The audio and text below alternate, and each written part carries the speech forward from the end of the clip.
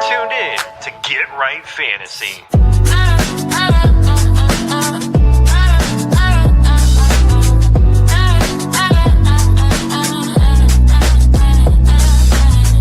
Hey everybody, Adam Rank here. What's up, friends? Daniel Dopp here from the Fantasy Focused Football Podcast over on ESPN.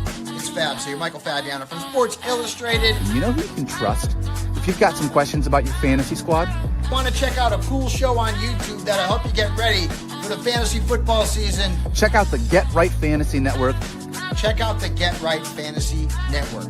If you are not subscribed, what are you waiting for? You want to lose your league? Head on over to YouTube. Check out the Get Right Fantasy Network because they're doing everything they can to make you a better fantasy player. You got to get right with the Get Right Fantasy Network.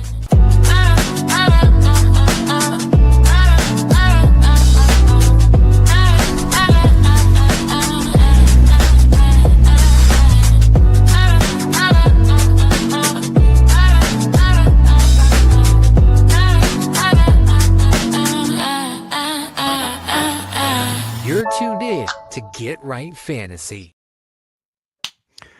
What up, world? Welcome back to the Get Right Fantasy Network. I'm Mike Herrick, a.k.a. Classic Mike, and tonight I'm here with my good buddy, Evan Sather. What's going on, man? How you doing? Great to see you again, Mike. Hope you had a wonderful holiday, especially the first one with the newborn. It sounds like, as we were talking a little bit before the show, it sounds like it's quite the adventure with you and your wife.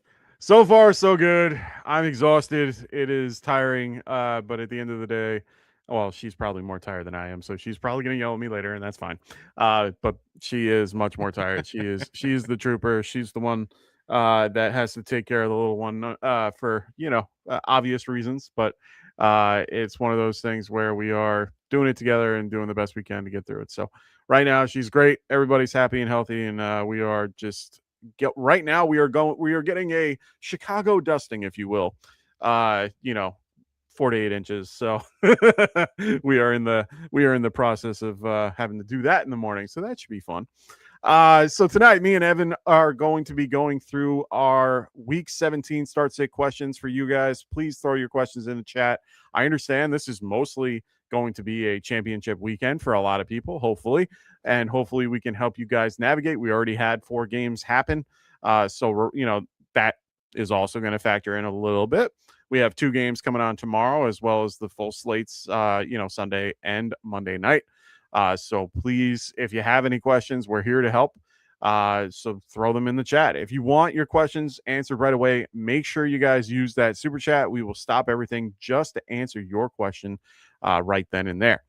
Also, just a quick disclaimer, please make sure you guys are using, letting us know what the format is, the scoring, half PPR, non-PPR, tight end premium, things like that. We need to know. It helps us better understand the question and makes it so that we can give you the best advice possible. So let's get into some news and notes to help you guys with tracking stuff. Of course, there are no buys. We are in that playoff time of year. I was going to ask you this question, Evan. How do you feel about the fantasy playoffs being these, how we now have these 3 games on Thursday? And then, I got the 2 games on Saturday are one thing, but now we have the 3 games on Thursday, which used to be not a big deal. They used to only have the 1 game, if any, and now they're having the 3. How do you feel about that going into having that be a part of fantasy championship weekend? Do you like it, or are you in a thought process of moving everything to week 16?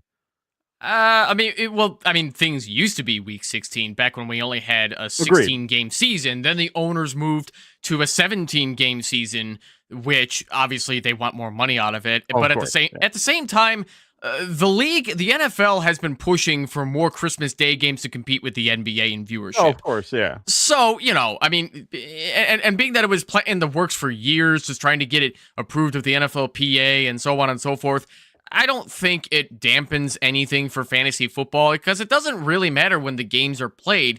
You just have to start the right players and hope for the best. It doesn't change the what's the word I'm looking for? It doesn't change the foundation of the game that we play. It's the same no matter what or when the games are played or who's playing. Okay. Yeah, I just, my whole thing is the concept that these guys have to basically go off short weeks, They are running, and we all know how Thursday games normally go. And sometimes they can be good. Sometimes they can be horrible. Sometimes they can be mediocre. And we had a little bit of a mix of all three in these particular games. Everything was okay. We had some good, we got to see Bill go off, and a lot of people were like, oh my God, I played Bill. Like, a lot of us didn't play Bill this week. Cool. Some did, but good for you. And then yeah, I said in the Get Right Discord server, recommending against starting Bill, being that Chris Rodriguez was not going to play because Bill has not been very good in his rookie season. I mean, I don't know if that's necessarily going to be the case forever, but he scored 2 touchdowns on 11 carries. Good for him. A lot of players don't do that off of such limited volume. It could have easily been I think if you took away the 2 touchdowns, he would have had like a low double-digit point in PPR day, which is fine for RB2 volume, and good for you if you get that. But yeah, congratulations to those of you who played him. Yeah, and honestly, like, I had him in a league where I could have played him, but I'm not playing him over a guy like Derrick Henry or Javonte, who I have the You'd be insane. I don't know about insane, but it would be one of those choices that are I'm not ready to make that choice in my championship week. But you'd also be smarter than John Harbaugh in the second half of that Ravens game. Fair point. So, I mean, it's one of those things where I've always just like, I'm thinking about it in my own head. I'm like, one Thursday night game would be fine, like a normal week, but at the end of the day, having all three, it kind of just, it puts a damper on things. We got to see what the Lions were like at on a short week. Everyone beat up. They get, Taylor Decker gets hurt, or gets injured or has an illness.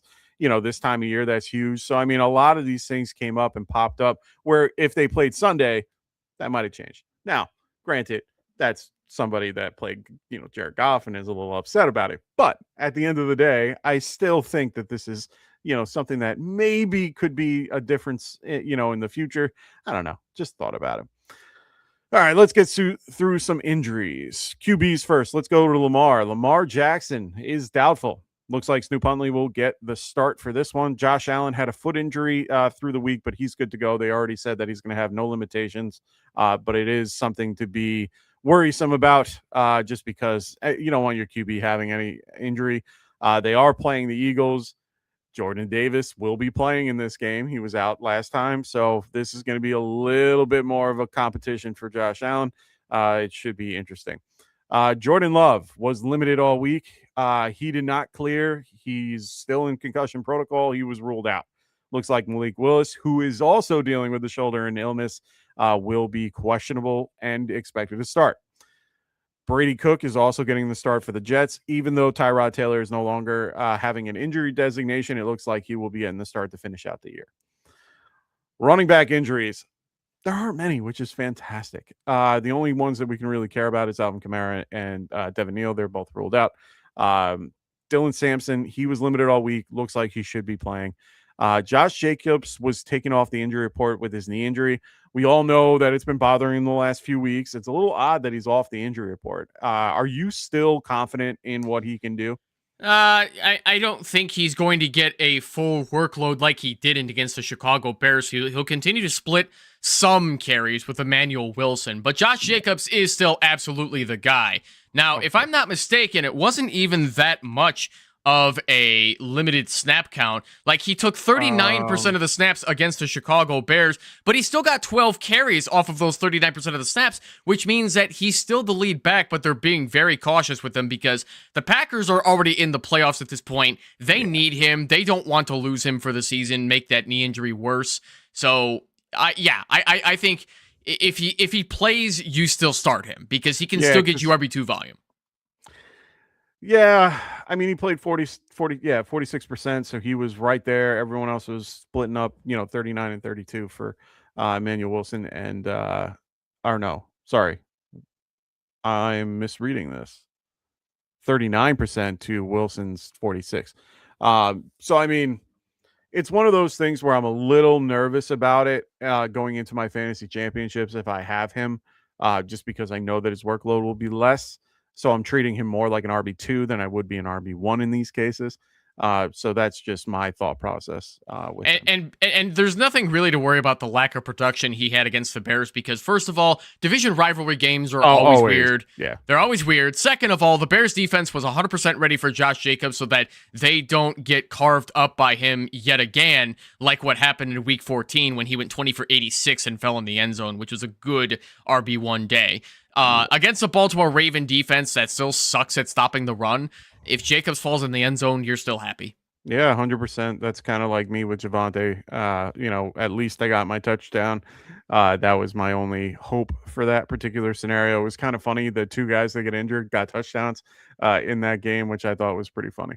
That Jake Ferguson ruled out right away, and then Javonte got a touchdown as well and was ruled out shortly after.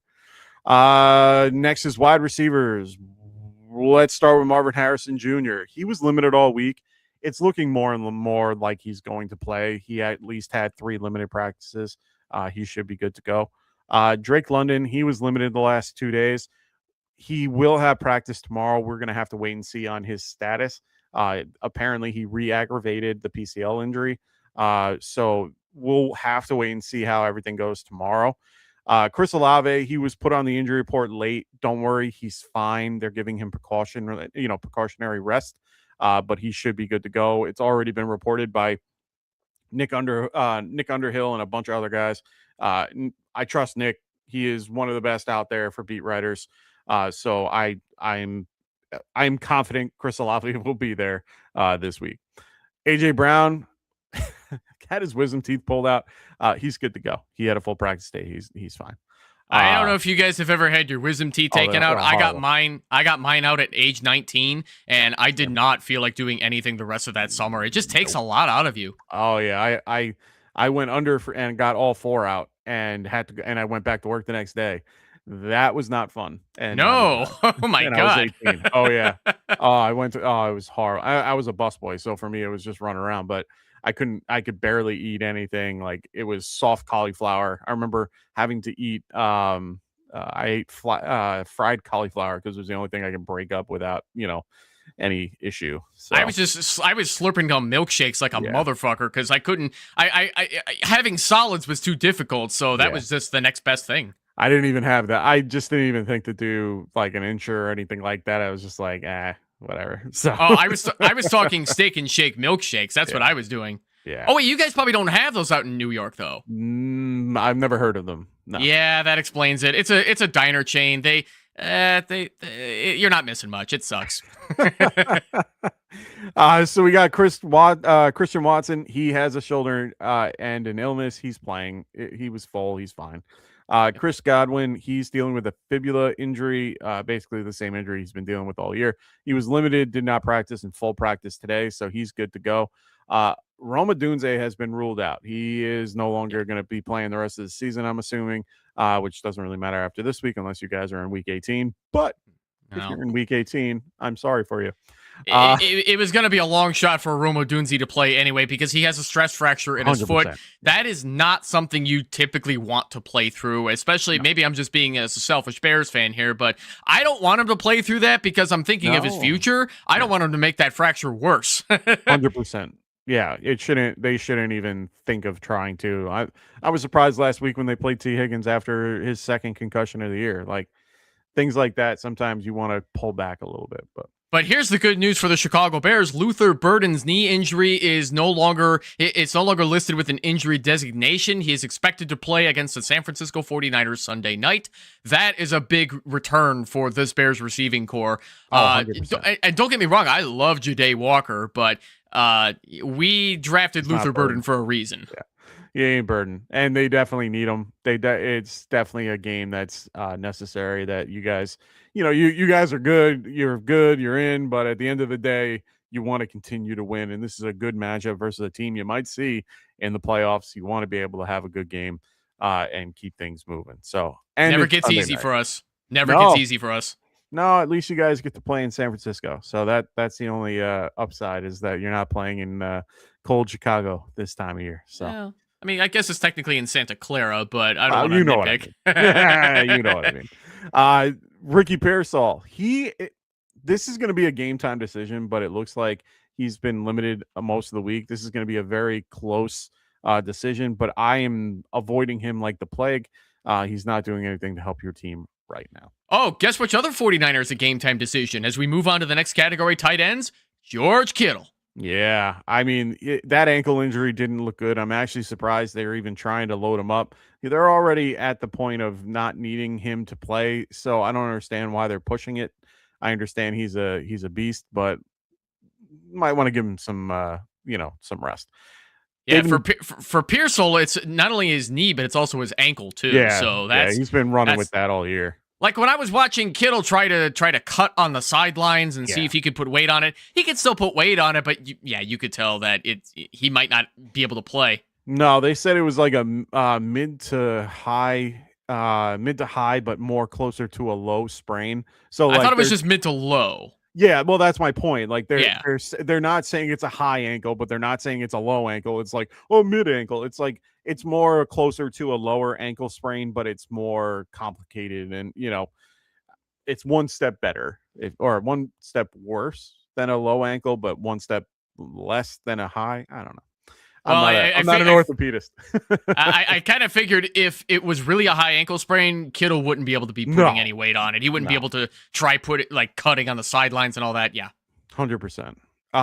David Njoku, he's been ruled out. His teammate, Harold Fannin, had a groin injury that popped up Friday's practice. This is something that I would really start being slightly worried about. Injuries on Friday do not bode well for people. It could lead to him not playing. I would have a backup plan. So Mary Kay Cabot of Cleveland.com said that Harold Fannin Jr. is expected to play. Okay. Well, I would still be very worried about it, but if you're going to play him, go for it. I am very I would be nervous having, Fannin play. Not saying that he couldn't do well, but it's not going to be the easiest of matchups. They did rule out TJ Watt, so that's going to be a little bit of a easier matchup for Cleveland. But still, it's going to be something.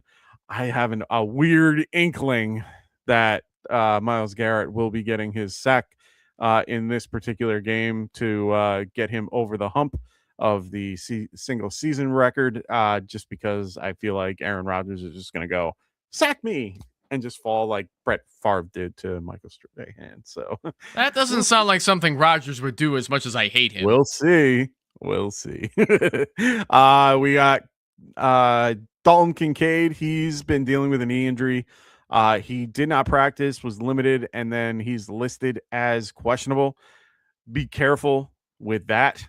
He should be good to go, but I would just be very careful with Dalton Kincaid.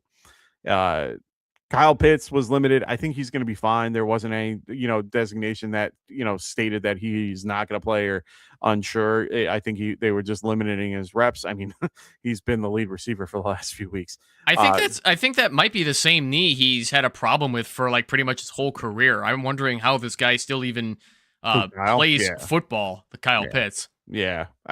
Who knows? Right now, he's fine. But check back on Sunday morning when I can tell you if he's active or inactive on Sunday morning with me at 8 o'clock. Never mind. He plays on Monday night, so I won't be able to help you there. I'll try to help you there. Maybe they'll give you some type of indication at that point. All right, boys and girls, let's get into your questions. We got Rides. What's going on? Rides Chambers.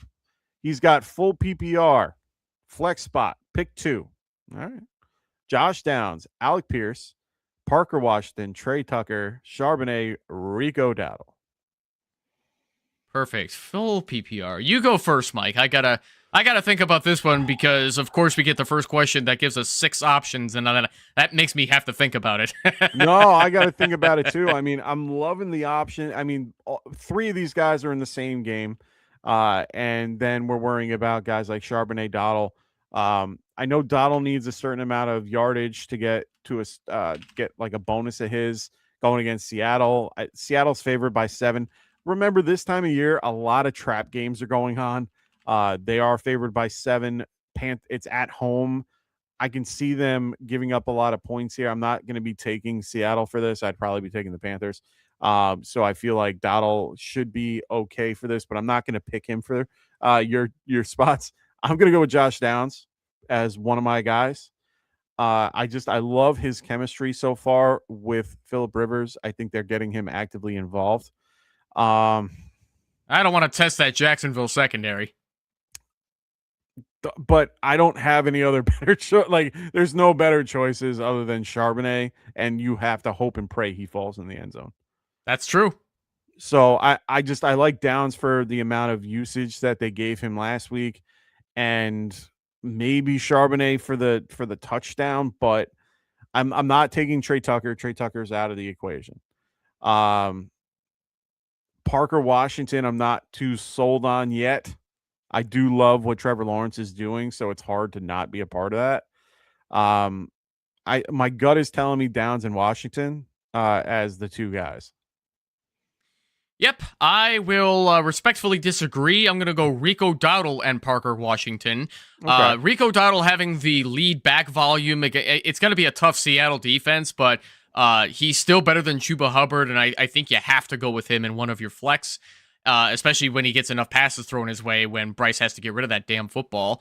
Yeah. And then Parker Washington, just because this is Mr. second half of the season that always kicks in. Parker Washington has always been that guy because nobody else steps up in Jacksonville. They don't want to make Parker Washington a starting wide receiver, but they're always forced to every year because guys get hurt, guys don't work out. Last year, they lost like Christian Kirk and a bunch of other wide receivers. This year, they don't have Travis Hunter, and Brian Thomas Jr. can't build any chemistry with T-Law, so Parker Washington is probably going to steal a touchdown, and you're going to get angry.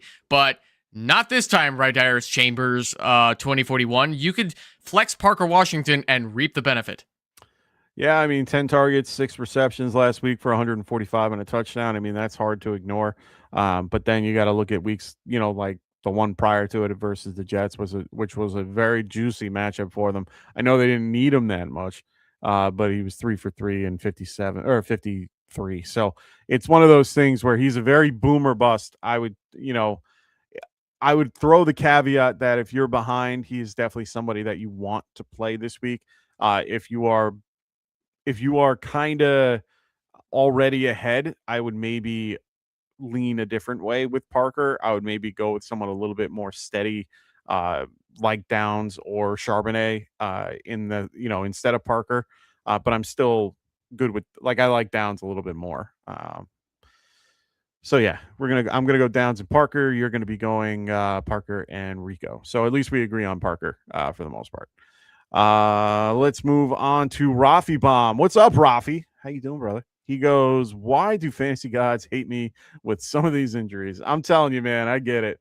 I don't know. I'm facing a guy this week that had DK Metcalf, Brock Bowers, and also Harold Fanning. So it's one of those things where he had all those guys in his starting lineup, and now he's got to have to make adjustments in one way or another. So it's going to be interesting. I forgot to even mention this. So I apologize, Evan, because I wanted to talk about this. Another guy that's going to be out this week is Max Crosby. Little concerning, especially since they told him that he won't play this week, and he wants to play. What are your thoughts on this? I was going to save that for Rafi's second comment, but that's already gotten ruined, so we might as well talk about him right now. Oh, my bad. First of all, Rafi Bomb, welcome to my Dynasty team. Every single year, a lot of my key guys go down, and then my starters don't come through. So I've had my Dynasty League now this is the 6th season, and I've never done better than 3rd. I already took 6th place just out of just that kind of nonsense. It happens. Sometimes the right decisions don't necessarily need to wins. Now, getting back to Max Crosby here. So it was reported by Jay Glazer of Fox today that Raiders told Max Crosby they want to shut him down for the final 2 games of the season. Crosby has been playing through injuries most of the year. He vehemently disagreed, left the building, and now people like Jay Glazer are wondering, what does this mean for Max Crosby's future with the Raiders? Does he get traded? Does he remain with the Raiders? If any defensive player in Crosby's level out of all those players, which also includes Myles Garrett, Brian Burns, I think Max Crosby is the most likely to end up finding somewhere to get traded. I think I think he's getting sick of playing for the Raiders, especially with how badly they're losing a lot of these games. And hey, Max, if you happen to be listening, please come to the Bears. We would love you here. Hey man, I'll take you on the Giants, man. I think any team would be lucky to have a guy like Max Crosby. You already have Brian Burns, though. That's fine. I'll take more. We need more pass rushers. At this point, it's one of those things where, like I'm looking at, like you said, two guys with great sack seasons wasted on shitty teams. I mean, honestly, that's what it is. I don't understand it. Never have. I don't get it at all. All three guys are on shitty teams. But at the end of the day, he is somebody that it just doesn't make any sense. You paid the guy a ridiculous amount of money, and he is one of your, top franchise guys. Just let the guy play. Like, who cares about tanking? Who cares about like right now? It's all about like, oh, we want to get the 101. Okay, so then just don't play. Just don't show up. Don't. Just I know it's a home game. Just don't come out on the field, right? Like, I don't know if that necessally counts as an L that helps your draft capital. Right. I need to read the rule book on that one. I wonder if they forfeit. Yeah, like if you forfeit, do you end up winning? I don't know. It's one of those things where it's just like, if you're gonna just do that, then why play the game? And why not be competitive? Why not go through it? Believe me, I hated the fact that the Giants last year went against the Colts, did the 45 points and all that bullshit, and ended up getting, we ended up going to sixth place. At the end of the day, they still played, and they still were competitive. That made me happy. So from what I'm briefly reading, if a team refuses to take the field, like if the Raiders refuse to do so, the commissioner, Roger Goodell, could see that as something that hurts the product and make them forfeit draft picks if that were to take place. Oh, 100%. So there would be discipline. Yeah. Oh, 100%. And honestly, I don't think I've ever seen it before. I think maybe during, do I want to say that, was it during the Kaepernick era that happened? Where like a team refused and they ended up playing anyway. I don't remember. Anyway, my whole point is that could they? Yeah, but they're not. They're going to come out on the field. They're going to just play their third string guys. It's going to be a preseason game for them to kind of get an idea of what their talent is on the field. So I get it. Like, that's fine, but that's better than nothing. That's better than just saying, don't come today. No, I want to play. I'm healthy. You guys can't see it on the mobile. Healthy enough to be able to play. Let them. Mike, I've been seeing a lot more teams in spite of the big contracts they're paying a lot of these players. Tua Tagovailoa is another one where he's in a big, like $50-some million per year contract. Yeah. They benched him anyway. He's probably done as a Miami Dolphin, but we need to see what the Dolphins can do with him. Or if Kyler Murray too, like he's in the middle of a massive contract. Yeah. So there's a lot of these players that are being benched, and they're probably not. These stars are probably not going to be returning to their respective teams. Max Crosby is owed $35 million next year, and then $29 million in 2027. That's a lot of money on the table. If he does not play for the Raiders, we'll have to see what these teams do. Yeah. I got to look at the over the cap to see who's the highest or the lowest cap next year. Who has the more money to be able to pay him? We'll see. Let's get into more questions. We got Equinox. What's up, man? Or no? Did I get that? Equinox. There we go. All right. I got it right. Flex, full PPR. I need one. All right. Romeo Dobbs, Michael Carter, Keenan Allen. Thanks, guys. Carter. Yeah, I'm going to have to go Carter, too. 53 point over under. This game just screams run. And just, he's the best option you have. Keenan Allen, I'm unsure about. I'm not even convinced that Michael Carter is going to be running most of the time. I think he's going to be catching a lot of checkdowns from Brissett. That's the other part of it. Like, even if he isn't running, he's still getting the ball one way or another. I'm not sold on the Chargers versus the Texans. They're going to have to throw, but it's crazy that the line currently has Chargers favored by 1.5. That's just weird in my opinion. So we'll wait. I guess just two really good defenses. It's going to be a fun battle. But the Romeo Dobbs pick, I'm just not there yet. They're all healthy at wide receiver. Carter's the best option, in your opinion. This one's better. Silver Rapture, what's going on, man? He goes Stafford or T-Law, 6-point passing touchdown. Love it. I think this is a fantastic question because they are back-to-back in rankings this week. They're both top 10 quarterbacks. Yep. The consensus on Fantasy Pros has T-Law at number 5 and Stafford at 6 in PPR. 6-point touchdown. I mean, I don't care if it's 6 or 4. T-Law is barely ahead of Stafford, but honestly, though, Silver Rapture, flip a coin. I don't think you can go wrong with either one because Atlanta can't stop the pass and the Colts can't stop the pass anymore, even with Sauce Gardner out there. I really don't think you can go wrong with either. Oh, I agree. 110%. If it's me making the decision, I'm looking at the defensive game here. Atlanta is slightly better defensively. Right now, Indy is losing DeForest Buckner. He's out for the year. That would have probably been my difference maker type decision. If he was playing, I probably would have gone the other way. At least Atlanta has some decent pass rushing, abilities. They do have good corners. They have good secondary.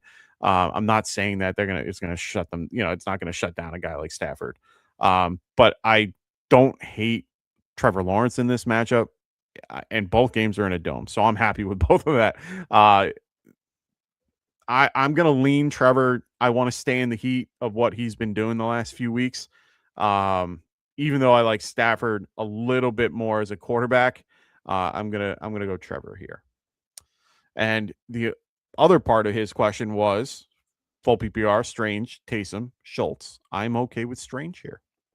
Please do not play Taysom Hill, guys. He's not a dependable option at tight end, or I don't know. I don't even know if he still qualifies as a quarterback in most platforms anymore. But even then, stop taking Taysom Hill seriously. He's not a dependable option. He's a Swiss Army knife of a player who's really good at a lot of things in football, but he's great at none of them. Sometimes he happens to fall in the end zone and he deceives you into thinking he's a valuable option. No, don't buy this bullshit. It is what it is.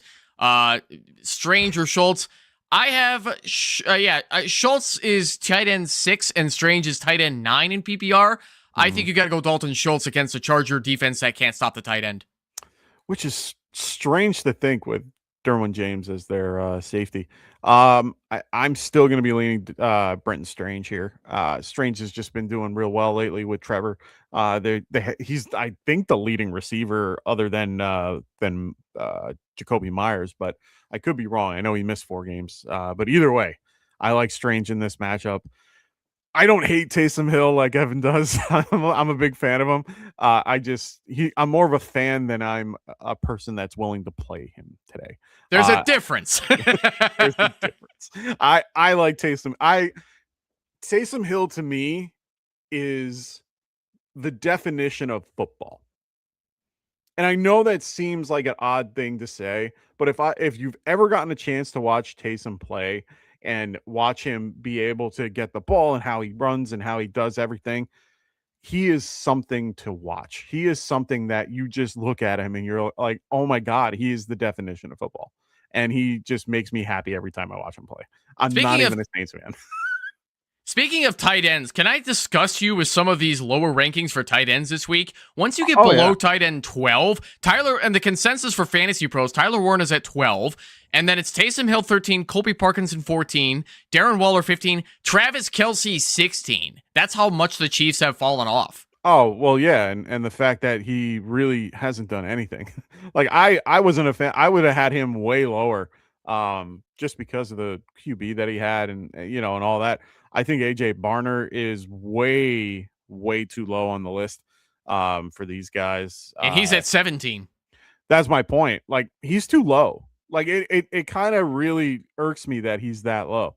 He should be in the top 10 in one way or another. Dallas Goedert should be moving up a little bit. Colby Parkinson should be relatively right on the verge of tight end 1, but not there.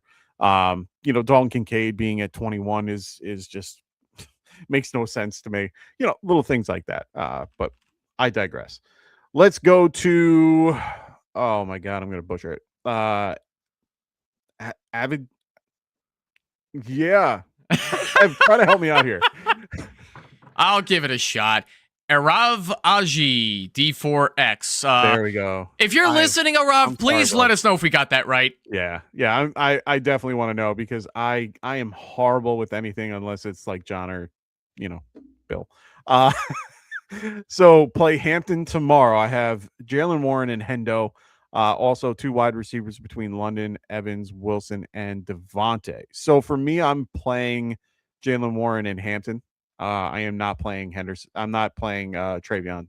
I don't think he plays. I don't think he's playing either, but even then, like, you're not going to play Ramondre Stevenson over both Jalen Warren or Marion Hampton. I would much rather play those guys. Even Hampton against a tough Houston run defense, I would still rather play Hampton over Ramondre Stevenson, who, Ramondre is playing against a horrible Jets defense, but it's an AFC East rival game.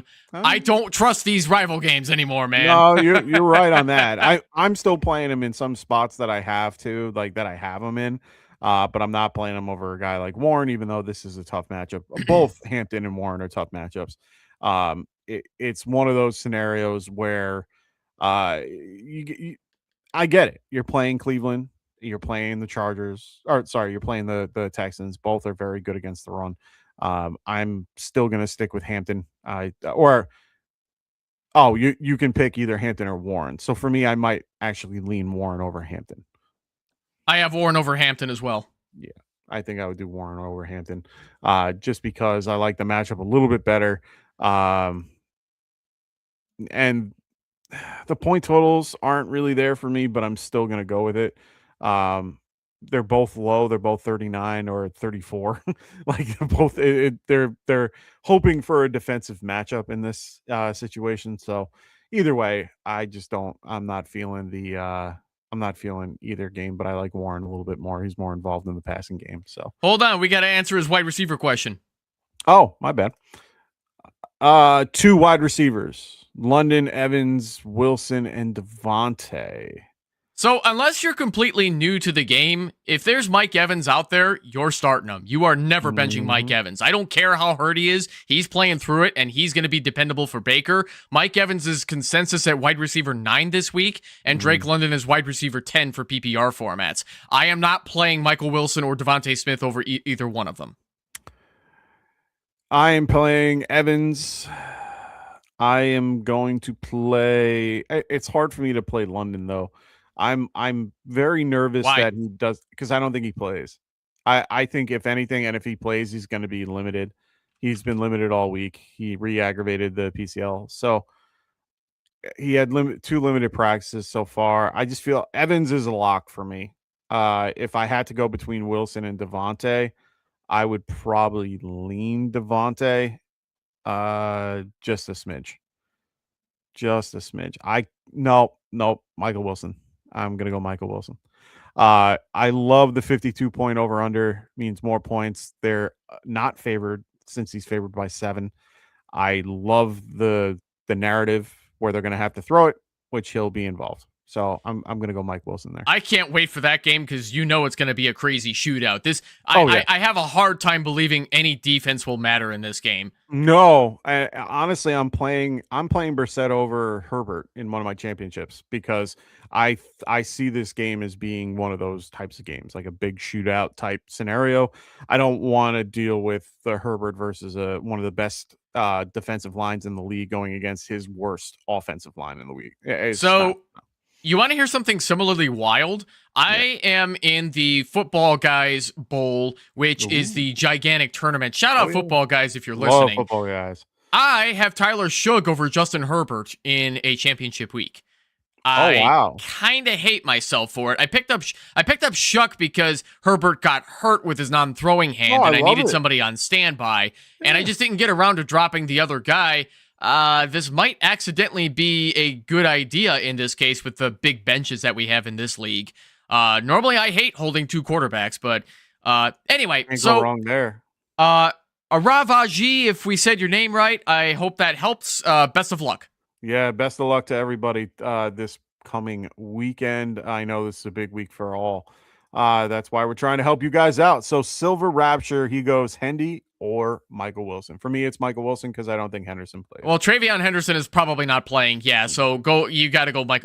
Yeah, that's simple enough, Silver Rapture. Go Michael Wilson. Bam. Problem solved. I mean, you can check in on Sunday just because we'll have the actives and inactives for you and, give you a better idea. If he is playing, I am still not going to play him. I'd probably still play Michael Wilson in my, just for my opinion. Rafi goes, does this mean that pass rushes are overrated? Obviously, teams paying money for high-end guys are losing and losing big. No, it's they want both to kind of gel together, if you will. If they need to put more into their offense, of course, but guys like Myles Garrett, guys like guys like Max Crosby. I'm not going to put Brian Burns in this conversation just yet because he's not up there. But guys like Crosby and guys like Garrett, they're iconic in the concept of who they are as people, and it's worth paying them an extra dollar to keep them around because of their particular their locker room, their vets. They have a good presence about them. So for them, yes, it's worth it. Yeah, no, pass rushers are most definitely not overrated just because some of the top ones are on really bad football teams. Yeah, if we go by sacks so far this season, yeah, you got Myles Garrett and you got Brian Burns in the top two, Cleveland Browns and New York Giants respectively. Mike, not saying anything you don't already know, but the Giants suck. So do the Browns. It just happens. But then when you keep going down the list, you have Aiden Hutchinson, Daniil Hunter. I'm gonna butcher this guy's name, Tuli Puluto. Oh, Pluto, yeah. Yep. Great for the Chargers. And then you got Nick Bonito, who has been amazing for the Broncos. Oh, yeah. And then Micah Parsons, before his ACL tear, was tied with Nick Bonito for sacks. So, no, yeah, you definitely want to pay your pass rushers because they are game changers, even if your team sucks. Yeah, and you want to make it's a way to help build you down the line. You just got it. They just need to structure contracts accordingly so that they can add to it because you want to be able to have as many people as you want those elite guys. You don't want to let them go if you can. Yeah. Dr. Ken, what's up, brother? He goes, I've got Kittle in 2 leagues and projected to lose. Oh, I'm so sorry. Should I push to wire and pivot to I always get his name wrong. Tongas. If I have to, or would you rather go ahead and pivot to Juwan, Loveland, Parkinson, and even risk Hill? I would go with Juwan Johnson. If anything, they've been having a good relationship. Parkinson's probably number 2 for me, and then Hill, and then Loveland. I'm similar, but I have Colston Loveland at tight end 8. So I think that he could eat against San Francisco, but Juwan Johnson actually among the consensus is tight end 4. He's ahead of Kittle, if you can believe it. If Juwan Johnson is out there, Dr. Ken, go get him. I've been saying go get Juwan Johnson all season long, and it seems like nobody wants to believe me, man, because he's been a key contributor to that horrible Saints offense. Go get Juwan Johnson and start him. Yeah, he is my consensus number 1 for you to pick up. Like I said, Juwan, I would go Parkinson Loveland, or Parkinson Hill Loveland. I'm a little bit lower on him just because of the concept that you're getting a Luther Burden back. So it's just one extra rung on the ladder that, has to be involved in this passing offense. So for me, there's just a lot of cooks in that kitchen when it comes to the Bears. So adding more just kind of pulls back a little bit for them, even though they are involved. Parkinson is just involved a little bit more because of Adams being out. So they need a little bit more help. And then Hill being Hill, but I think Hill is takes a backseat to Juwan. Yeah, and regarding Jake Tongas, you don't need to. When you throw the ball in his direction, he's okay. If he falls in the end zone, you're thrilled. But he's no George Kittle. I think years ago, the fantasy footballers had a Rule 85 where anybody that filled in for Kittle, you started. But this is not that same 49ers team anymore. It is not that simple.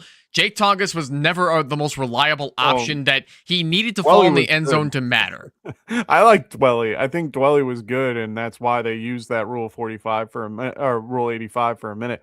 Tudges is okay. I'm not there yet. And going against the Bears, who actually have a decent secondary And, with Kyle Gordon actually playing well in Bertzker, can really shut him down if need be. Dude, you brought up Ross Dwelly. I forgot about that guy. I had to look him up just now. He was on the Lions, and I didn't even know it. Yeah, he's on the Lions now. Yeah, they were using him. Well, not anymore. They released him 2 weeks ago. Oh, okay. I was going to say they did use him in a game. I remember seeing a catch, and I was like, yeah. But I'm going Juwan Johnson here for sure. Altube, what's going on, man? He goes start 2 full PPR. All right, Ladd, Tracy, and Monungai. Ooh. Man, these flex questions always throw me off. I always need a little time to think about it. Well, Tracy's a lock for me. I'm not. He's the lead back going against the Raiders. Raiders suck. I'm going to stick with Tracy. It's between Ladd and Monungai for me. And it's tough that the Chargers defense scares the living shit out of me. Texans defense scares the living shit out of me, especially for a guy like Ladd. He's going to be going against Petrie or somebody else in the slot. I'm going Monungai. Yeah, I'm not. Monungai needs to fall in the end zone to really matter the most. He's a platoon back that splits with DeAndre Swift.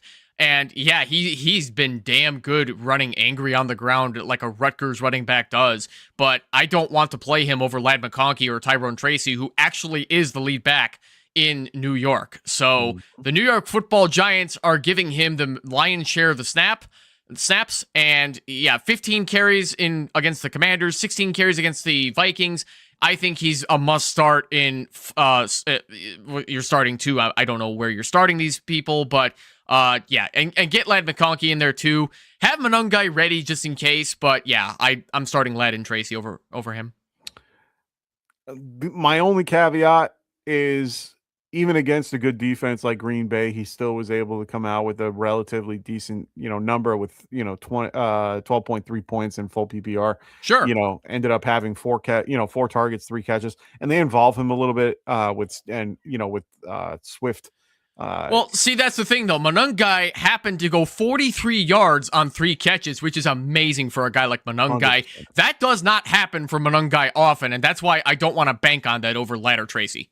Yeah, no, I understand that. I mean, otherwise he got 9 carries for 50 yards, which is really good against a good Green Bay rush defense. And they're splitting 50-50 for the most part, 55-45. It's not almost horrible. Well, that's what I mean. Like they're right at that 50-50 mark. I'm okay with a guy like him running against a team that honestly right now what are they? The 49ers. Where are they ranking right now against the running back? 49ers are. That's actually a good question. I need to look this up too. They're they're top 3rd, but they're like at the tip. So they're like just the 12th. Tip. Just tip. They're about 12th. It looks like so far. So I would at this I have no problem with playing against. They're up there with Kansas City and the Lions when it comes to the run. Believe me, if guys like Fred Warner and them were there, I'd be a little bit more worried about it. I feel safer I'd rather have the guys that are going to get volume than the guys that won't, especially in my championship week. Ladd is another guy that I like, but the problem is that Herbert is going to be running for his life. I'm scared of that. I'm not so sure about that. He's really good at getting rid of the football. Okay. No, it's fair. It's definitely fair. I am more cautious in my championship week. I need to learn to not be. That's my own hang up. But both these defenses are 1st and 3rd against QBs this year, and I'm pretty sure they're 1st and 3rd against 1st against the wide receiver. So I'm just a little nervous about that, and I'd rather stay out of that particular matchup, and I'd rather be in a matchup that I know that I can win or have a better chance of winning. So you're going Ladd and Tracy. I'm going Tracy and Monungai. Let's go to Imperial Salsa. What's going on, man? He goes, time for discussing start sit. Of course, that's what we're here for. He goes, half PPR super flex. Malik Willis or Quinn Ewer. Ew. I think you got to go Malik Willis here, Imperial Salsa, because he's got the better offense. Quinn Ewers is. I got to be honest, though. For a 7th round quarterback, Ewers is not as bad as I thought he'd be, but I'm not starting him over Willis. Yeah, I'm playing Willis if he plays. Willis The is caveat. fast too on the ground, where he's got that rushing upside that Ewers just does not have. Remember, Willis is currently questionable with a shoulder and illness, so that's my only caveat here. If he doesn't play, then of course you're going to have to pivot to Quentin Norris, but just be aware of that. That is something that could hurt. So we'll wait and see.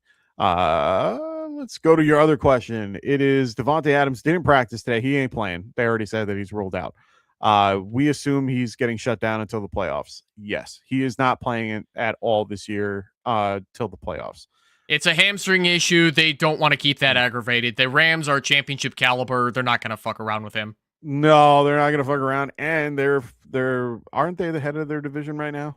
If memory, no, they are tied with San Francisco. Where are they? What does the NFC West look like? I know. I have the schedule, but I don't have the. Yeah. So Seahawks. Yeah, they're tied with the Niners, but the Seahawks are just one game ahead. The NFC West is crazy, and then you have the Cardinals. That's right, but they're still in. They're just not. They're in the wild card. They're just not. They're in the playoffs either way. Anyway, no chance he gets the green light to play. No, he is not playing this week in one way or another. They already ruled him out. He's gone. He's not playing this week. Lee 86 Thunder, what's going on, man? Great to have you here. He goes, Malik Willis is dropping 24 points tomorrow. Bucket. Well, technically he wrote poinies, and I'm guessing he meant ponies. 24 ponies. What do those ponies do to Malik Willis? Come on. It's week 17, folks. I got to make these bad jokes. Well, Sniper agrees. Sniper Mel says he agrees with Willis' take, and thank you. But I think he was answering his question that's below. Wesley Name, what's going on? 2622. 2 questions for us. Jalen Hurts or T-Law? We're going to go Trevor Lawrence here.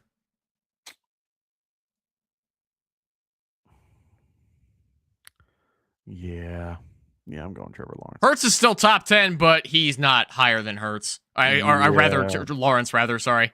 Yeah, I'm not there. I can't do it. I can't do it. I don't think there's a world that I can do it. Number 2, Brees or Swift? Ooh, that's a good one too. I see Swift is at RB22 and Brees Hall is at 27. I would rather take my chances on a mediocre rush defense for the 49ers than a really tough matchup against the Patriots. So I'm going Swift over Brees, as it breaks my heart that Brees is looking way worse than he actually is talent-wise, because 100%. The Jets are pretty much ruining his career. But I got to go Swift for week 17. Yeah, I'm going to have to lean the same way as well for the same reasons. I mean, Patriots are number 2 against the running back this year, and I just don't want to mess with it. Like you said, divisional matchups are a little screwy, and it's a little bit tougher of a decision. Swift, on the other hand, can handle himself. He's been doing well all year, even if he's getting 50% of the run. I know Brees is getting probably 70 or more, but at the end of the day, he's getting like 12 for 30. It's just not. It's not the same. Doesn't that Patriots-Jets game feel like a big trap game for fantasy purposes?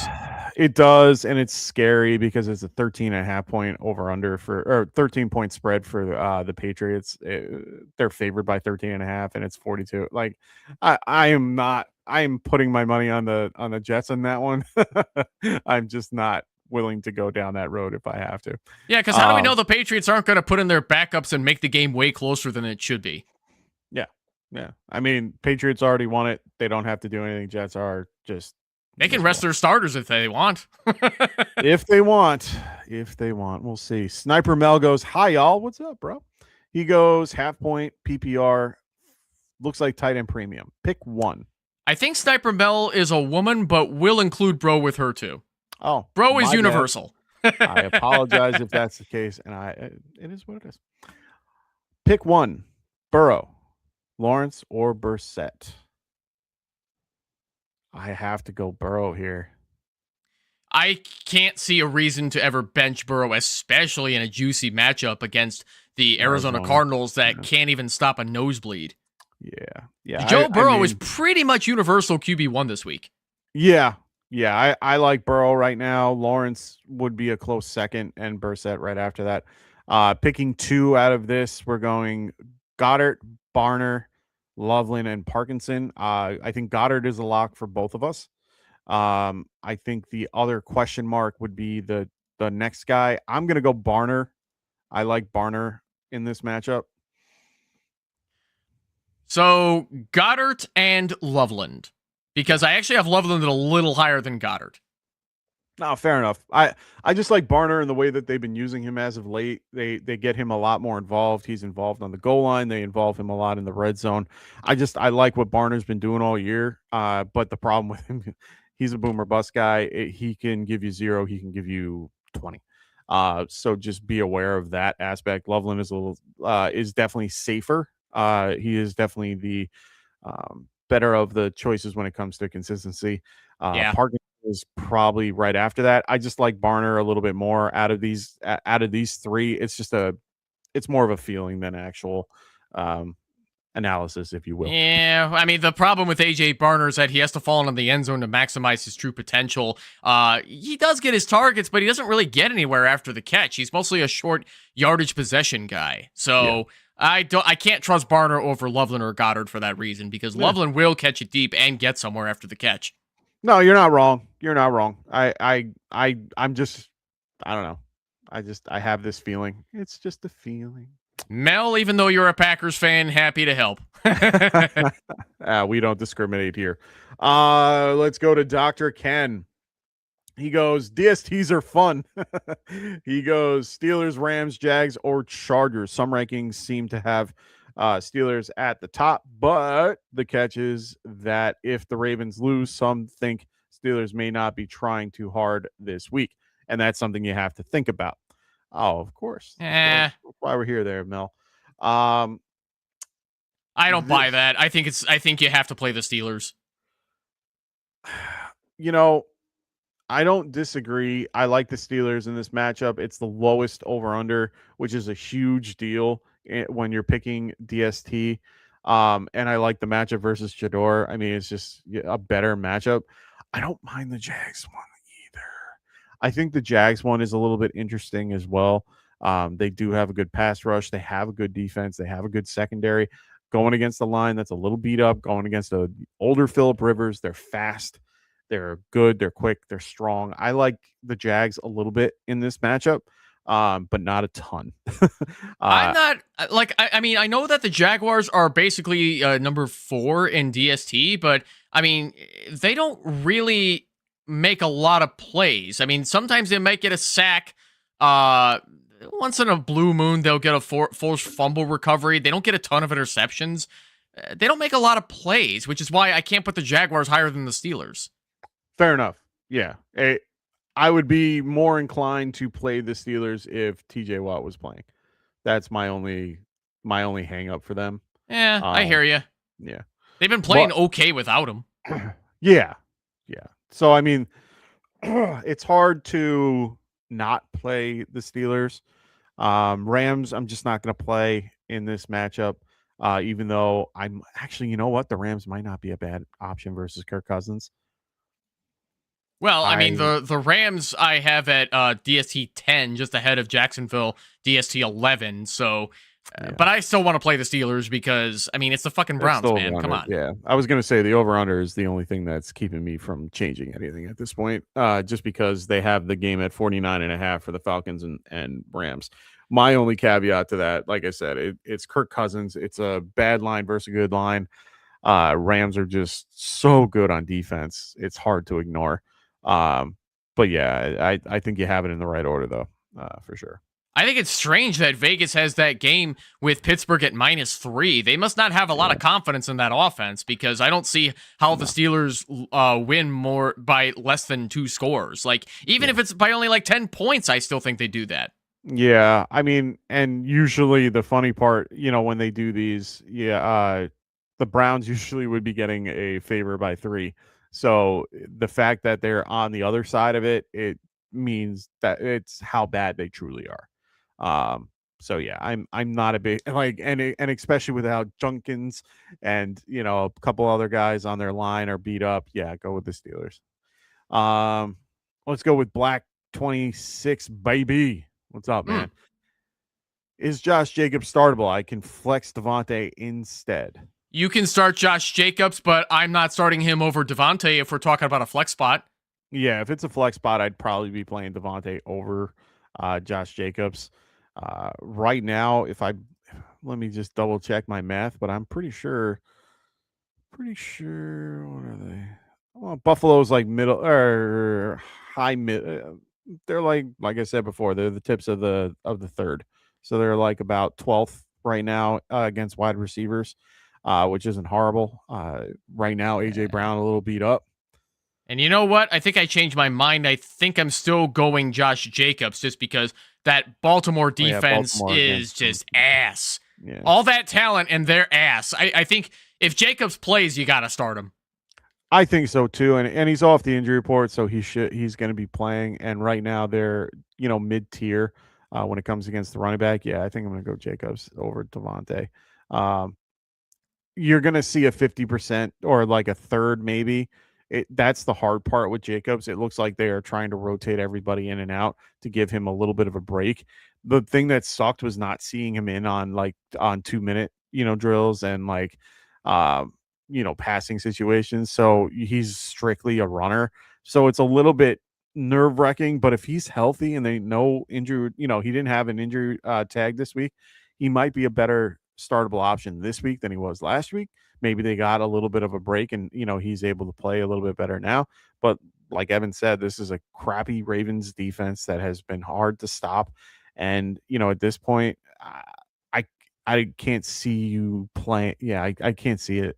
Devontae I like, but not that much. So yeah. Elena Blitz, what's going on? How you doing? We got kicker question. Andy B or Cam Little? Oh, for me, that's easy. Cam Little. Yeah, Cam Little is pretty much at the consensus kicker number 3 this week. Play him over Andy B. Yeah, I'm playing him over Andy B, and it's more. He's a great kicker.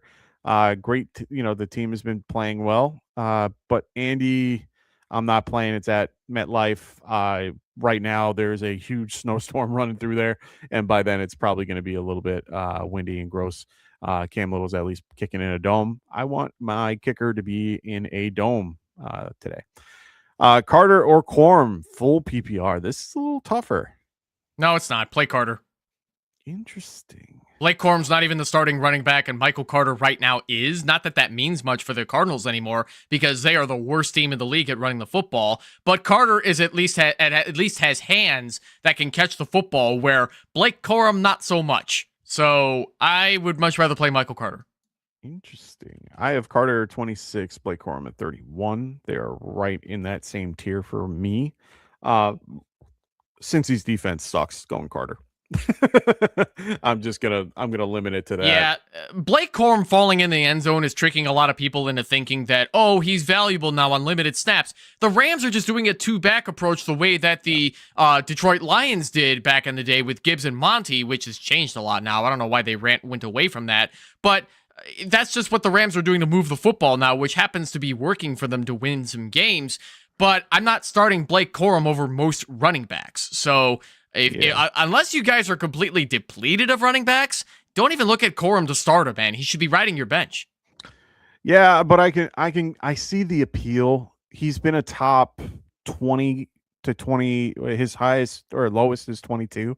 And his highest was 3 the last 4 weeks. So sure, because he had that big explosive 2-touchdown game against a bad Cardinals defense. Oh, 100%. He's had the 2 touchdowns and he's had a touchdown since. So he's had touchdowns in all 4 games, on top of the fact that he's gotten at least 14 touches since last week. And, he's been averaging a little bit more every week. I understand the reasoning. I'm going to still go Carter just because of the Cincy matchup. It's too juicy not to. And like I said before, it's a 52 point over under. Yeah, 52.5 point over under.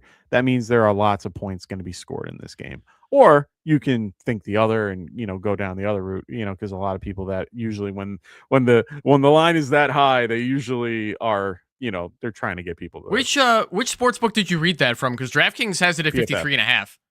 PFF. Oh, PFF. Okay, yeah. I'm looking at DraftKings' odds, and they have Cincy -7, and the over/under is 53.5. Yeah, same sentiment though. Yeah, well, it started at 53 and it went down to 52.5. So interesting. Okay. Yeah. So that's the one reason why I like PFF a little bit better when it comes to the line, because the line, they show the start and then they show what happens. A lot of these sports books, they come out with their numbers on like Tuesday or Wednesday and then they keep it. And a lot of people aren't fully, they don't always look at that, and they forget to look at the concept that the line actually changes per, situation. Some sports books do it, some don't. But a lot of them try to keep it at a certain number sometimes. And, that's why when you do sports betting, always shop your numbers, because they're not the same everywhere. And you want to make sure you get the best price for what you're trying to be betting, especially lines, especially over-unders, things like that. Those things are very important to look at. I don't do a ton of sports betting, but when I do, it's what I do. Like, I will look at 4 different sites and find the one that has the lower or the higher based on what I'm looking for. But I also tend to look for the guys that are a little bit lower on the reception scale instead of the guys that are, 9 receptions or, for the higher or lower. I'm going to go for the guy that they have at the 2.5, and I'm going to go, over, for these guys. So just a little advice. Yep, and one more thing I'll say about the Rams backfield, where a lot of people have too much faith in Blake Corum. He has yet to get more touches on the ground than Kyren Williams this year. Kyren is their guy until the Rams say that he's no longer the guy. So you got to start him over Blake Corum, and don't, like I said, Blake Corum is getting too much praise, and it's driving me nuts, and that's one of those trigger things that, it probably could be used against me in certain situations, but I can't start Corum over Carter. I get it. I see the appeal of wanting to start a guy like Corum, who's been hot as of late, and Carter just now getting the opportunity that he hadn't had in quite some time. So I get the situation for both sides of the coin. I also see the concept of his touches as of late. Just moved there. So he's been getting 29%, which honestly, it feels more like 50. every time I watch the Rams, it always feels like 50%, but it's really only 30, and he's doing a ton with 30%. So I understand why people are in that boat, but Carter is the better option here. Speaking of Vegas and sports betting odds, I think the most egregious one that I'm finding on DraftKings is the tomorrow night's matchup, Houston at LA Chargers. Right now, the line is at Chargers at -1.5. Yeah. The over-under is 39.5. 39.5, yeah. I think that's crazy. That's what I was just saying. I was saying that before. Yeah. I don't see the Chargers coming up on top in that game, though. I think Houston's going to win. I think this is going to be a really good defensive battle. And I think that it's going to be one of those like 3-and-out type games that are going to just constantly go back and forth, 60, one of those like 11 punt type scenarios. And it's just going to be field position and then like a fumble and then someone, gets a score. If Houston gets the ball in Dalton Schultz's hands, it's over for the Chargers. They cannot stop the tight end. Yeah, for sure. I like Dalton Schultz too in this game for sure. A lot of places I'm, either facing or playing Collins, so that hurts. But we'll wait and see how that goes. Woody Marks will play in this game. I know he didn't play last week. He will be playing in this week. He is rested and good to go. The Chargers game, or the Chargers side of the ball, everybody's available. Vidal is the only one that might not play. He has been very banged up the last few days. I think he's just listed as questionable. Alina by yeah, there we go. Last question. You can have 100 questions. I don't care. 2 flex. Let's go with DJ Moore, Brian Thomas Jr., Pollard, or Slayton. Oh, gross. I think a lock for both of us is DJ Moore. Yes, easily. Yeah. I think the harder option here, and it's full PPR, I think I'm going to go Pollard. That's something I need to think about, because the rest of these options, I'm thinking Brian Thomas Jr., but with the way that he struggled to connect with T-Law all season, that's difficult for me to be sure about that. Not in my championship. Yeah. So Brian Thomas Jr. in flex rankings is at a consensus 59. Pollard is at 54 and Slayton is at 100. Like, Slayton is not even considered a major, like, dependable option. You probably already know as a Giants fan, Mike, where Slayton looks good in some games, but then no, you can't. He's a boomer bust guy that can, unfortunately, he can go for 2 for 100 yards or he can go for nothing. So just, I would avoid it. Yeah. So in this case, I think I'm going to go Tony Pollard here. Yeah. Tony Pollard's a safer option for sure. He's definitely a solid option to say the least. And Saints are kind of in that 20 range when it comes to stopping the run. So I am pretty good with playing Pollard. He is good when he needs to be. He's a flex option as you're looking for. DJ Moore is just a solid option with everybody out. While with Rome out, he's a lot better of an option moving forward. And to be fair, this week is a good matchup for him to do well. Funny thing, not so funny thing about Tony Pollard, though. He's had 3 games in a row where he's had over 100 rushing yards on the ground. I do not see that streak snapping against this bad Saints defense. Yeah, no, I think he continues on and gets a touchdown or 2. Giants or Eagles? I loved playing the Giants defense last week, but I don't think I'm as confident this week. They're favored by 2.5 over under 41.5. Yeah, I hear you. But in this case, I think you got to go. I still think you got to go New York Giants. I hate to say it, but I cannot put my future on a team versus Josh Allen at home.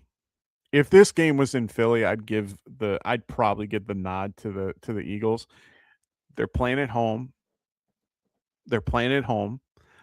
They need the win, and they are, they'll get a sack or 2.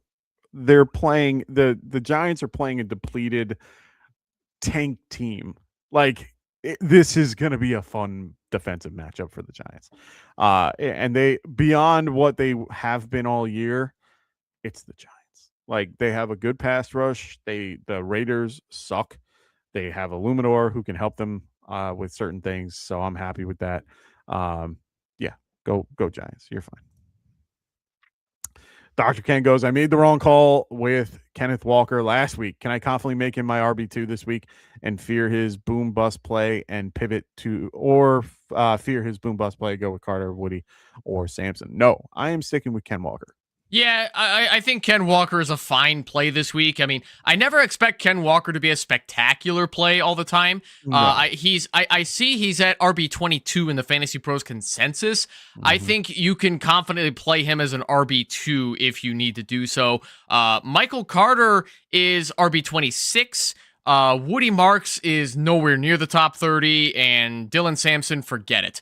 So I think you can go Ken Walker and be fine with it, Ken. Even if you got points on the bench, don't even sweat it. You don't make the wrong call with Ken Walker, who's clearly the lead back over Zach Charbonnet. Go ahead, start Ken Walker. Yeah, I'm playing him, and I'm looking at the number. He is 1, 2, 3, 4, 5, 6, 7, 8, 9. I got to do math. He's 23rd. Not 23rd. The Carolina Panthers are 23rd against running backs. It's a great matchup. Just lean on it. It's 42-point over under. They're favored by 7. The narrative just pushes the concept that they're going to have to lean on the run anyway, and they're going to be on, running the ball a lot more. So I'm sticking with Ken Walker until further notice. I've been sticking with him for most of the year because I have no other choices, or I had the choice, and I there have been weeks that I should have switched him out and I didn't. That's on me. But it is what it is. That's what you get when you get with Ken Walker. Hopefully he gets traded and goes to a team that can appreciate him. Well, I'm not going to let us go off the air. I'm going to ask about one more thing, too. Sure. So the New York Football Giants went through hell and back this year, Mike. Yeah. So they finally got rid of that awful Brian Dable at head coach who almost got Jackson Dart killed. Unfortunately, Cam Scadaboo ended up getting hurt, too. Horrible tackle. That guy should have been fined, and they weren't. Yeah. No, I mean, it was a hip drop. It was a hip drop tackle, and he wasn't nothing. Yeah. I don't get. Anyway, I mean, beyond the selective safety standards that the referees are setting for the NFL, Where do you see the New York Giants going once they're after Week 17? Do they actually hire? Do they actually hire the right guy to replace him? Better yet, who would you want as your head coach, and why is it not Matt Nagy? It's not Matt Nagy. I would love Mike Tomlin, but I know that that's probably far-fetched. I think he would be probably my best, my top of the heap that I want. There's been rumblings of I forgot off the top of my head who he is. I think is it the defensive coordinator for the Rams? There's some guy out there. I forgot. He's like one of the next best candidates that are out there. I forgot his name off the top of my head. I know I know like the face if you like put it on. Anyway, Mike Tomlin. But here's the caveat. I do think that they fire Joe Shane at the end of the year. I think he's gone week 18, or Black Monday, like I said. I think he's gone that day. I do think that Kafka is going to be in the run for it. I don't think he gets it. I just don't think they want to keep him around. He's gone for many head coaching jobs and failed. He's part of the Andy, Reid tree, which I get, but I'm just not there yet. I never liked him as a QB. Never really liked him anywhere else. You know who I'd love to see the Giants hire? I don't have any proof that he'd make a great head coach. Fair. Jesse Minter, defensive coordinator for the Chargers. That's the guy. Okay. Yep. You're right. It was a defensive coordinator. I knew he was, one of the top head coaching candidates. Yes. Jesse Minter. He's a guy that I've been looking at. I like him a lot. I heard good things about him. Another guy. Who's the other guy that I like? Honestly, I've just been thinking of Tomlin. Jay Gruden's in the mix as well. They've been talking about bringing him back. Jay Gruden? I don't know about that. I've heard it. Bill Cowherd said that he'd love to be a Giants head coach. Wouldn't that be something? I would love Bill Cowherd. Lou Anarumo. Who remind me? He was the defensive coordinator for the Bengals for years, and they finally fired him. He became the Colts defensive coordinator, and he's made lemonade out of lemons with that defense this year. Fair enough. Yeah, no, I know who you're talking about. I'm not there yet. I'm not sure I'm there yet either because, he's got some Mike Zimmer influences, and Mike Zimmer sucks. Yeah. Who's the other guy that I keep hearing about? There's some other guy that there's always like 10 if you ever listen to New York radio with this stuff, there's always like 10 guys that everyone mentions. Jay's one of them. The Tomlin's the other one. How about Robert Saleh? I would love Robert Saleh. I like Robert Saleh. I really He would do. at least fix your defense. I like his ability. I just like him in general. I like his demeanor and who he is. The other guy is John Harbaugh. Harbaugh might be in that mix as well. I was just about to jokingly ask if you want Harbaugh, considering the really sad state of the Ravens defense. No, but I take him. But here's the thing: do you think he's still a good head coach, and that this is a case of the Ravens just burning out on him, or is Harbaugh just covered up his incompetence with elite talent? I don't know about that. I think he's a good coach overall. I just think that he had a bad year comparatively. And if we're going to take advantage of a situation, that would be it. But I think we're going to need new management at the top before we can even grab a guy like that. You can't have a Joe Shane and then have, a brand new coaching staff and all that. The thing that sucks, I want to get a guy that can help with Jackson Dart, which I think is going to be the main staple here is everyone wants to bring in a guy that could help him. And unless we're paying for Kevin O'Connell, which I doubt, which I'm very sure that that's not going to happen. I don't know how I feel about most coaches coming in.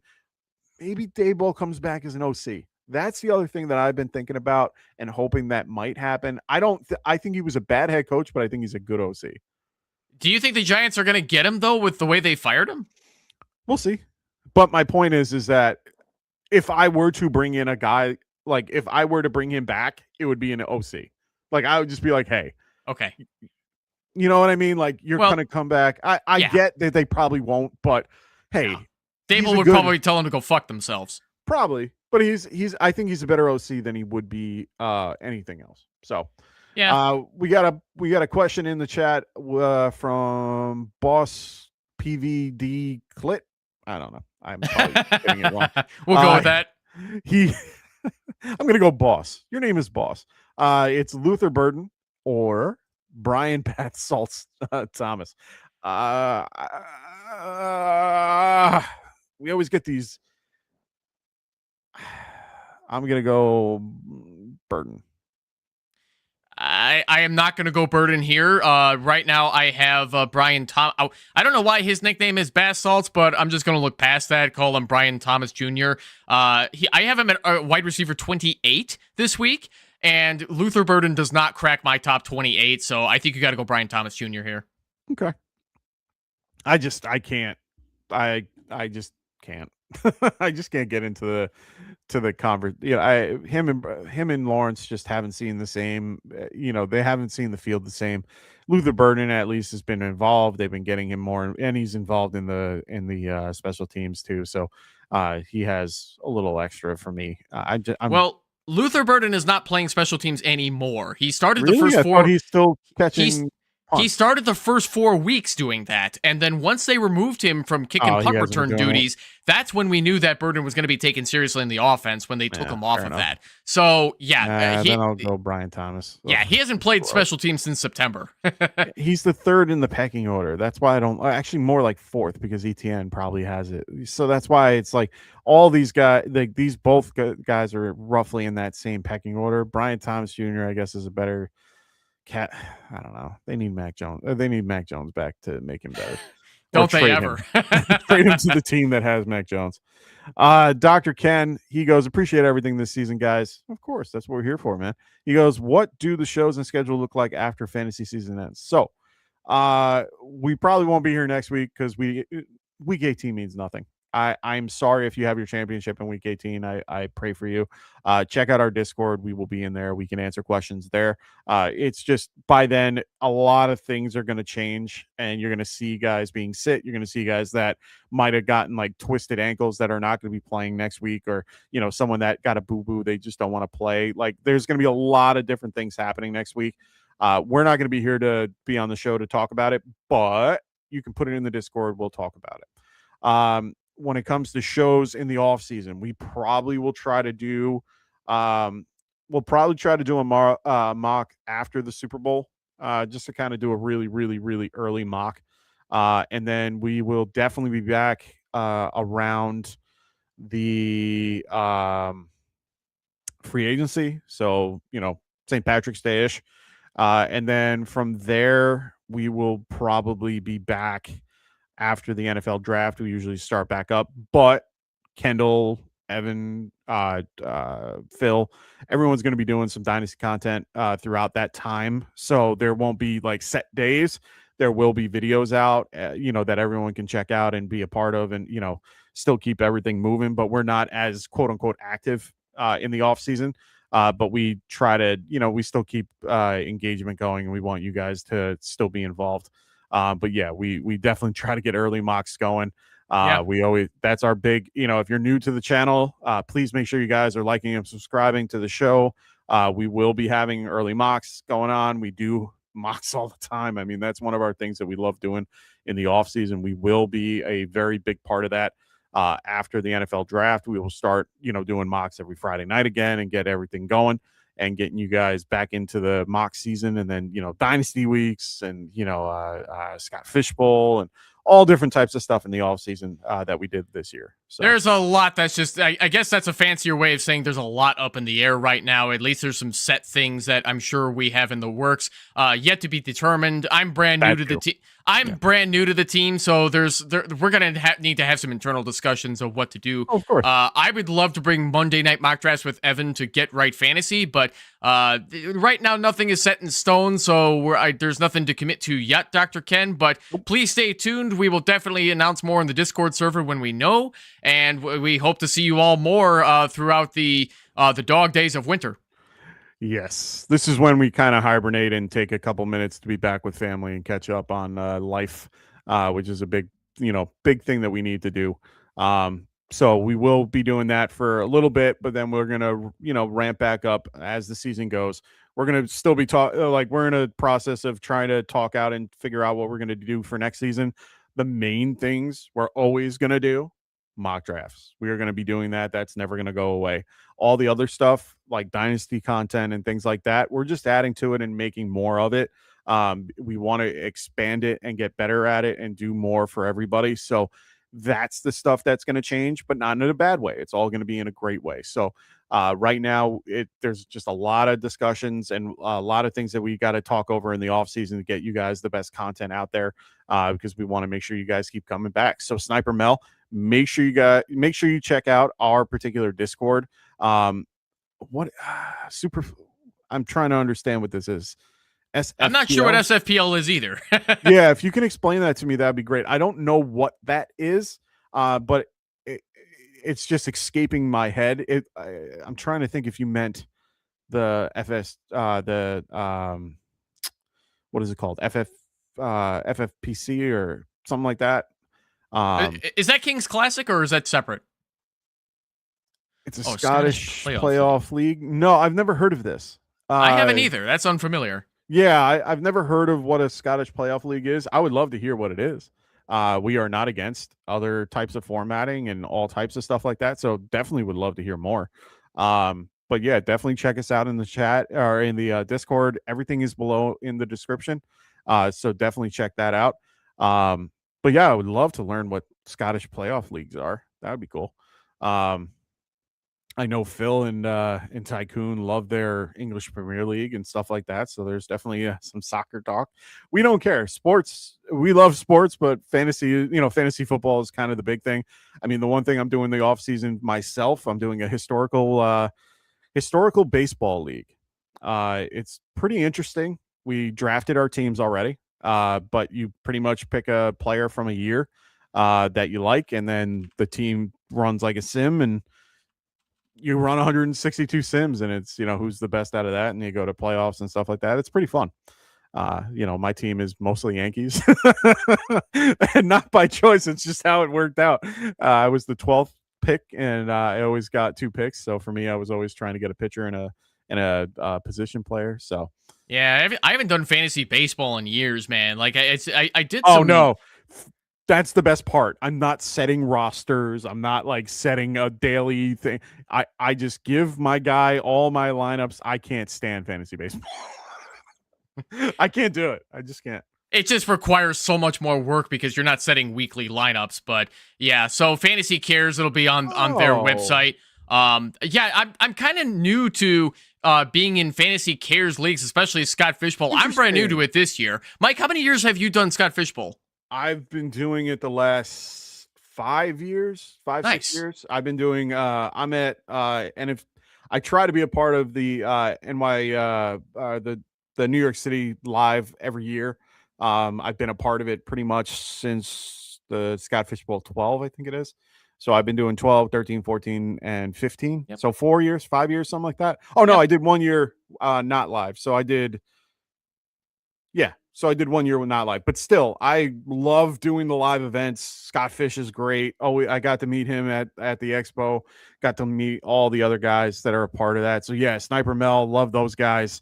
I get to hang out with Russ all the time, and because he comes to New York City for the live draft, which is nice, and I get to see all those guys. So it's a great group of guys. Ryan Hellman is one of the best out there that runs that particular thing every year, and really love those guys. So really can't wait to get a part of it this year and get more involved as we go. I think I won my satellite league, so hopefully I'm in next year. And I did the Chicago live draft this year too. Assuming I get picked again for Scott Fishbowl 26, I will most definitely Scott Fishbowl 16. I will most definitely plan on coming to the Chicago live draft wherever that's held as well. Yeah. This year the one we had was super duper fun too. Yeah, we had there's two major banquet halls at Maggiano's in downtown Chicago, well, River North technically, and we had both of them, and we filled that whole room. It was fantastic. the beautiful wooden walls and unlimited appetizers and bar beverages. It was fantastic. Yeah, we had Legends in New York City over near the Empire State Building, and it was 2 floors, and we basically, we could fill both without a problem. Oh, nice! You got a golden ticket. That's fantastic. I love when people get those. I ended up, I won my chance last year from one of the live events. It was a silent auction, and I ended up winning it. But this year, I did not have that luxury. I unfortunately did not win our raffle for next year, but I did do the Scott Fish Bowl on Underdog Fantasy, as you see at the top. We are sponsored with them as well, so make sure you guys are using promo code Get Right, and we can, they will help you at checkout when you register. So make sure you guys check it out. Oh yeah. I loved it, and honestly, it's always a great time. I always try to get in one way or another. I've done the races, I've done all types of shit to get in, and I've gotten in every time.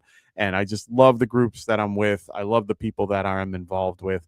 I always contribute every year, buy tons of shirts. I buy all the things that I can possibly buy from these things. I have a Scott Fish Bowl cup right here that I got to bring upstairs. So either way, like I am Scott Fished to the gills. Yeah. Sniper Mel says that Chicago one looked fun. Looked so much fun. All the events that these guys go. I mean, I want to go to the Vegas one year. Like that one looks like a lot of fun. I just can't afford it. But right now, I love going into NYC and being able to, be a part of the New York Live one and being a part with everybody that's there. We have so many great people that show up and really just love the league that I was a part of this year.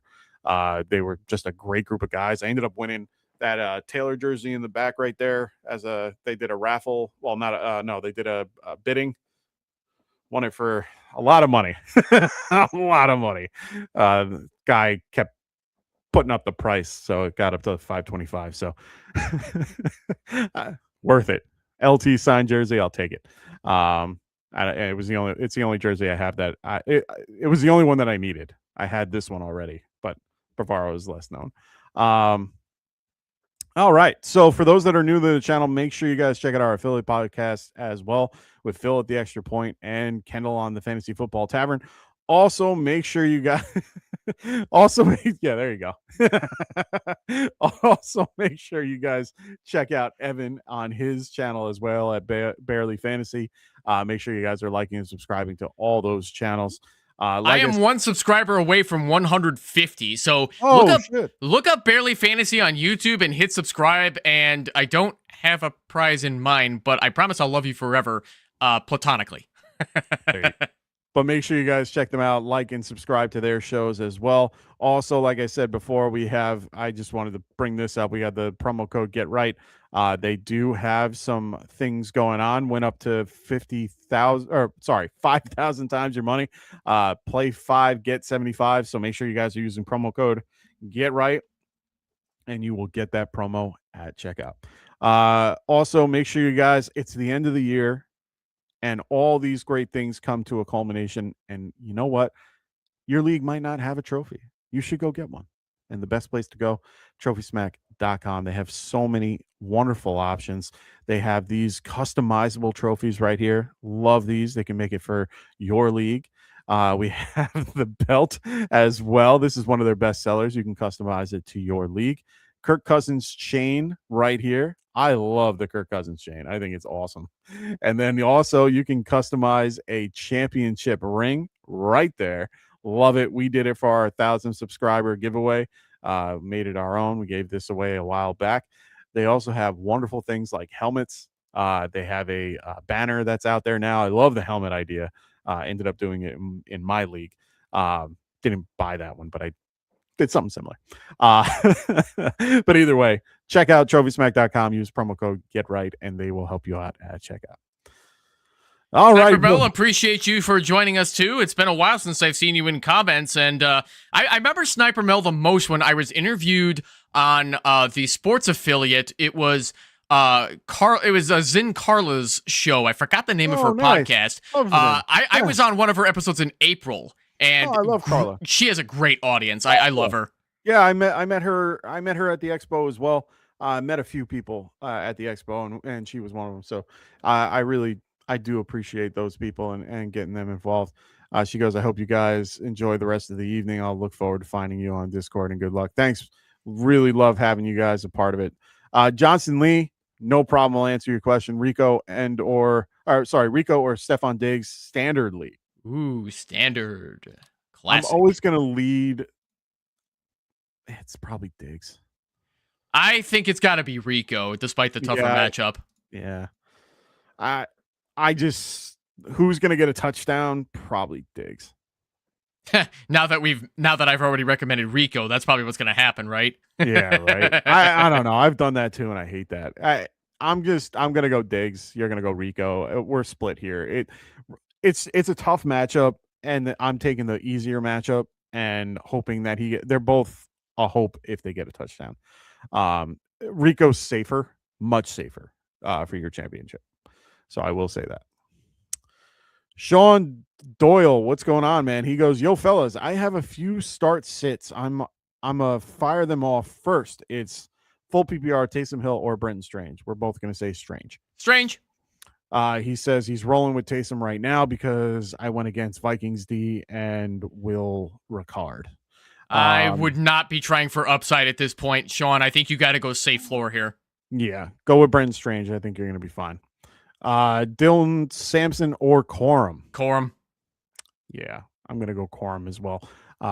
Yes, you'll get some usage, but not as much as you think you will. Dylan Sampson is nowhere near as good as Quinshon Judkins. You got to go Corum, even though he's second banana in that backfield. Yeah. He's just been on fire. Hard to stop.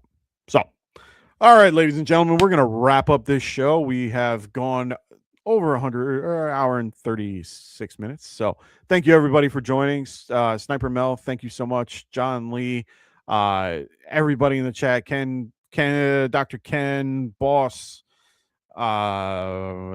just everybody. Too many names. I don't disagree with you there, Sean, that Samson eats with PPR, but not as much as you might think he will. I'd still rather play Corum. Yeah, I think Corum has a better chance for a touchdown and can do more with less, in my opinion.